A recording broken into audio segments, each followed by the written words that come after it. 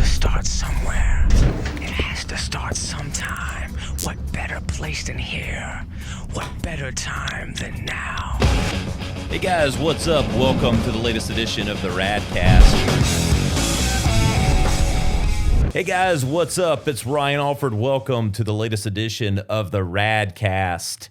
We're coming live, as always, from the Radcast studio in the beautiful Greenville, South Carolina, office of Radical, home of the Southeast's fastest, largest, baddest ass digital agency in the country. I'm excited today because unless you've been living under a rock, you know about the topic we're going to talk about today. It's one of the hottest video platforms on the planet. That would be TikTok. And I'm here with the head of client solutions from Neuro Insight. You might recognize that name from a guest we had a couple weeks ago, but I have Saran. What's up, brother? Welcome to the show. How's it going? Thanks for having me here. Hey, man, excited to have you. I'm ready to talk some TikTok. TikTok, you don't stop. I tell you what, I woke up at 3 a.m. last night, couldn't go to sleep. What did I do? I went on TikTok. A good 3 hours before I decided to doze off again. All right. My name for it is the Vortex, the TikTok Vortex. There might be another probably like technical term. Maybe you'll set me straight. But I call it the Vortex. I'll just be sitting there and it's like the time vortex. I thought it was 3 minutes. It was 3 hours. You know, you're onto something because there are actual videos on TikTok which come in maybe when you get to the 100th or the 500th where they basically say, stop, you've been here long enough. When you have creators making content like that, yes, and you're like, oh, did you get the one with the green screen or were you getting the guy in the sofa? That's when you know that you're an expert. Yes. Remember I think it was a commercial or something a few years ago. It was like that you've come to the end of the internet. I've yet to come to the end of the TikToks. And that was my mission once, and now I've decided it's not. It's just to enjoy the ride. Yes. Well, well, I'm excited to have you on. We're going to talk today about a study that NeuroInsights sponsored and put together, given the growth and importance of TikTok, which is how to advertise successfully on the world's hottest platform. Hey, I love the title. It's direct and to the point. Who the hell wouldn't want to know how to do that? No, perfect. Yeah. And it started off right in September when there was talk of the platform getting banned. It was getting banned in a couple of other countries. And people started to throw a riot up. And they were like, no, I don't take TikTok away from me. I was like, why is it that people are so passionate about this? I don't know about other social media platforms that they would quite say the same thing. So we decided on our own without anybody asking to actually study this. And we study it differently. We don't ask people, hey, I want you to go on TikTok and then let's have a conversation for about 15 minutes and you tell me how great it is. We were actually calling people in, asking them to go on their TikToks, watch it, while we were actually studying what was going on inside their brains. And when I say studying on what's going inside their brains, there are different parts of your brains that light up when you're engaging with content, when you're engaging with a platform. The first one that we can all agree with, and we see and we sense, is I want to do this longer. And it's called approach or withdraw. So when you're watching a comedy and you want to continue to watch the movie, there's a part of your subconscious that tells you, let's spend some more time with this. And when somebody comes on the street and says, hey, you owe me $5, you're like, let's get out of this situation. That's withdrawal. The other parts are engagement. Is this something that's personally relevant? Can I continue to, engage with this? And we sense that all the time, and we spend more time with that platform.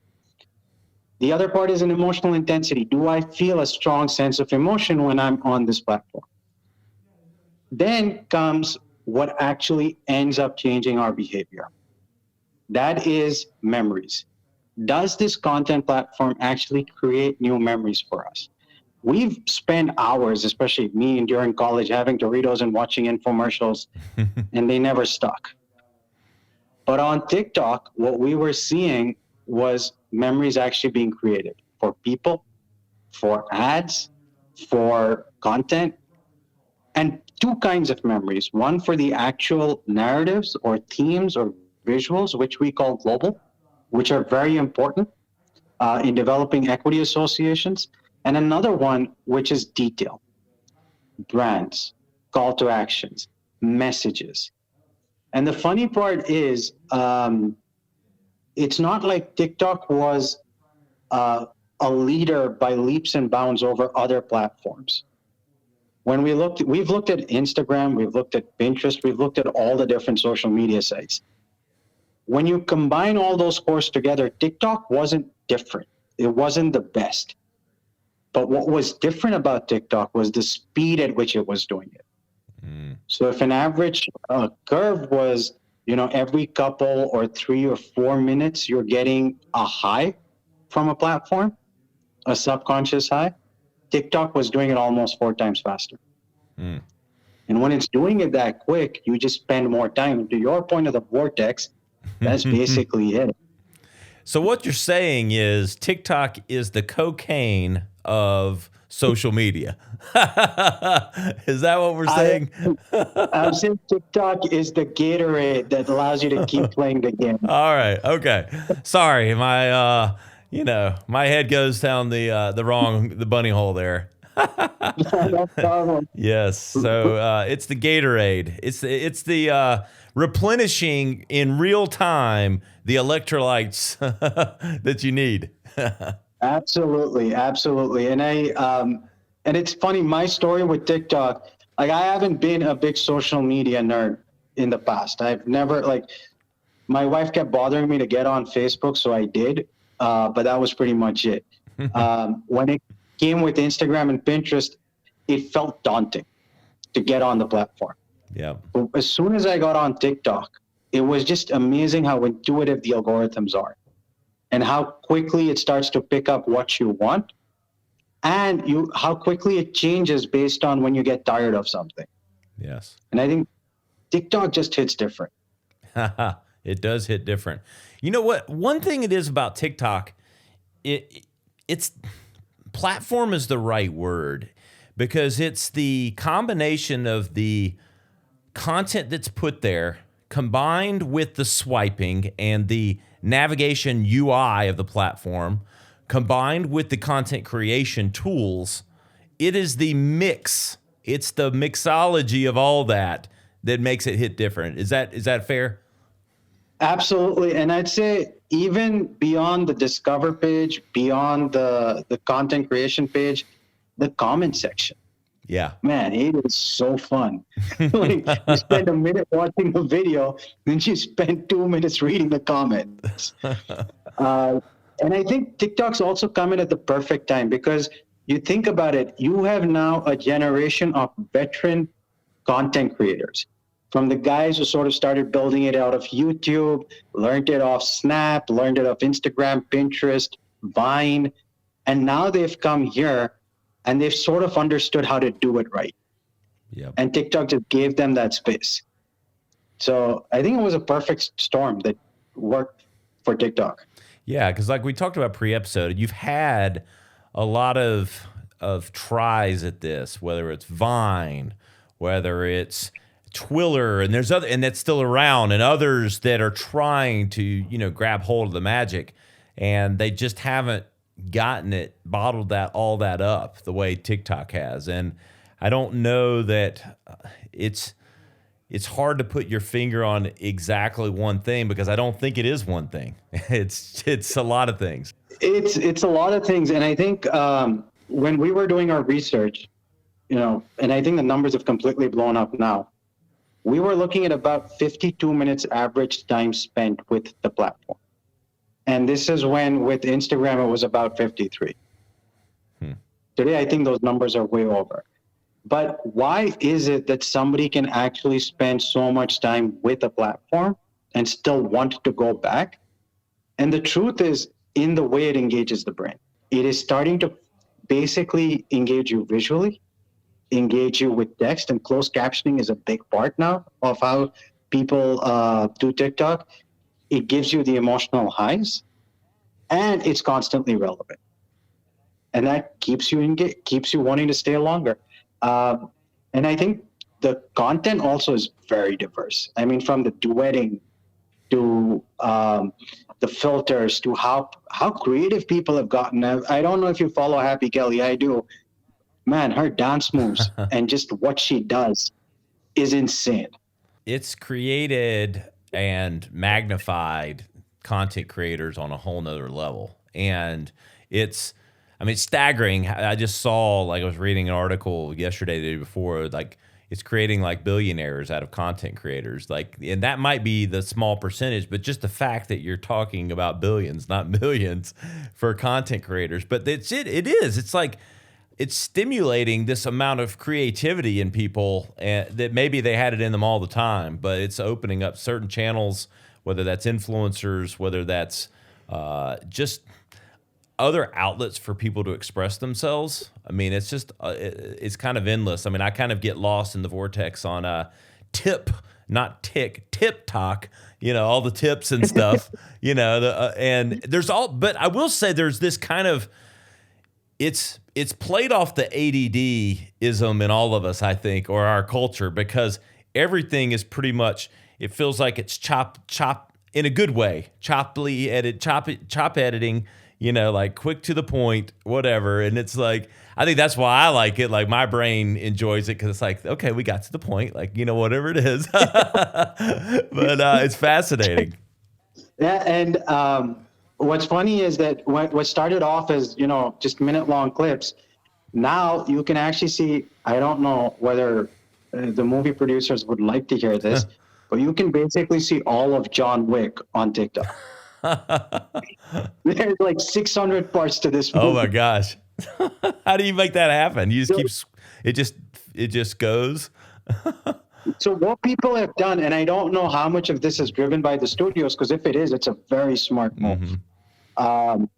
But what people do is they'll put snippets of a movie and some key scenes, and then it just starts to build from there. And then, in fact, that was one of the other things that I started noticing about TikTok, was how quickly it influences behavior. So I was on TikTok, I was watching, randomly scrolling, and a Brooklyn Nine-Nine montage came on, where a couple of the characters it was just all the different episodes in which they're sort of talking and bantering with each other. I was like, oh, this is pretty smart comedy. I like it. And then after watching it over 3 or 4 days, I was like, I actually want to go and see the show. So I get on a Hulu and I start watching Brooklyn Nine-Nine finish the season's episode. But I've seen Brooklyn Nine-Nine ads on TV all the time when they were on. Never went to watch it.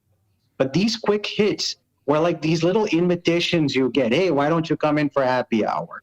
Hey, we're having this special now. And it just gets you to want to, spend a little bit more time with the main content. Yep. So I think it's super interesting what they've got. It is interesting. I do want to talk some more about the study. So, maybe some key takeaways or key things that maybe were enlightening, that you found, or what ultimately does create successful advertising on the platform. Obviously, advertising on the platform is very early. The platform as a whole is early. Everybody thinks these things are, you're on the bell curve. We're still riding up this bell curve with TikTok as far as, the masses of the U.S. I've certainly, age 12 to 22 is probably well at the top, if not on the other side of it. But like everybody else is still going up that bell curve. But I am curious, like some of those key takeaways that you could share. Sure. So the first one, what makes a good content, or what makes a good platform for content doesn't necessarily translate always to a great platform for advertisers. But TikTok, like we said, hits differently. What we've found is, and just to preface with the way that we did the study. So people came in, they watched about 8 minutes of content, and this is September. Mind you that, you could have been scrolling for 2 hours before you saw an ad. So we did 8 minutes of that, and then we did about 12 minutes of getting people to watch a TikTok reel that we had created with ads, about 12 ads interspersed between them. Now, when you put such a high content load or ad load on a platform that's technically not supposed to have so much at the time, you will see dips. in how effective branding is or how effective advertising engagement is. We weren't actually seeing that. We were actually seeing it pretty damn stable. And not just stable, we were seeing it at the thresholds where people actually store the information into their subconscious. So when you walk into a store and you decide to buy something, it could be for many reasons. It could be because this is something that you've bought always out of habit. It could be because a friend or a family member told you that, hey, this is a great product, you should go for it. Or it could be an ad that you watched. But it's not any ad that you watched, but it was an ad that had created a story and showed the brand in a way that made your subconscious feel like, man, that's important information. I should remember that. Sometimes it can be as nauseating as the Sham Wow guy, or sometimes it can be as subtle as an ad that just for a brief moment said, milk for humans. And it's Oatly, where the brain's actually like, man, this is important information. Let me save that. And that causes people to change behavior. Now, some worked better than others, driven by creative differences. But what we were seeing was it wasn't ads that try to be too native to TikTok that were working. It was ads that were being like, hey, we're an ad, but we're entertaining in this scenario, and we're getting it out to you. And people were like, that's fine. Like, I appreciate that. When they tried to go on trends and try to go too far down a trend, so when people try to be too authentic to the content and try to be too authentic to the influencer, people were able to call bullshit right away. And those weren't working. But from an advertising perspective, it was working really strongly. Yeah, that's interesting because it's contrary, I think, to what you've seen on other platforms. It also makes it that much harder to do, and to become, because you're constantly having to ideate around creating fresh content, fresh ideas. And, unless you stay at home all day like some of these guys, it's hard to do. And I think this is where, if you're going to be a content creator for TikTok, you have to realize that, you probably may be able to ride the wave of the algorithm for the first few months, and you might be able to get your you might be able to get your followers really quickly, but that doesn't guarantee you that you're going to sustain. Yeah. And you have to think of TikTok literally, I believe, as a cable network or as a TV, a full spectrum of channels. And you have to keep building content to get people to continue to want to watch your channel. And you can't just keep one thing going because the competition's just too high. So when I think of reasons that people buy, this is the Ryan Alford made up acronym, but I think of I call it the N, C, or T. You have a need, it's convenient, or you're trialing something. Those are my three. Mm-hmm. Those are the hierarchy of purchases in Ryan Alford's world. And usually for me, so I'm a focus group of one on that.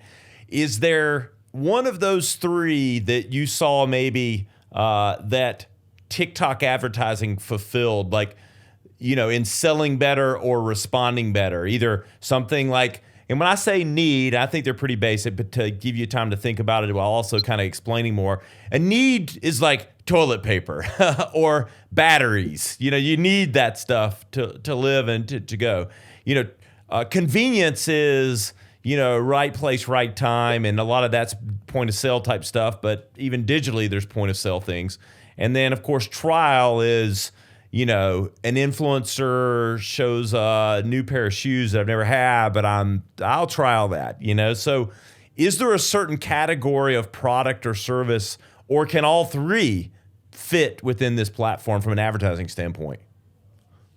I think that's the cool part about this platform is all three can stand on it, because in our world, while I get the three things that you're talking about, for us, it's all about stories. If I tell you a story and I make it super interesting, and if I say that at the end of this story, this is the product that helped me get me here, your perception of that product will change. Now, and then depending on whether you have a need or whether you want to try it, that depends on you. But most mediums don't allow you to tell stories that way, but TikTok does. Yep. So I think if you're toilet paper, you could make some amazing stories on TikTok that people will watch, right? And if you're a brand of, and this is actually, I don't know how much of this is sponsored and how much of this is original content, but there's this woman on TikTok who basically shows new recipes of muddle cakes or things like that, and she's using things like Smucker's jams. It's such a basic product, but I have a Smucker's jam because of that. Because I'm like, I want to try that recipe. She used that. I'm going to use that. Yep. I don't remember the last time I saw a Smucker's jam commercial on TV that made me want to go and buy it. Yeah. And I think that's the key is the storytelling piece and the diversity in storytelling that you're allowed on TikTok.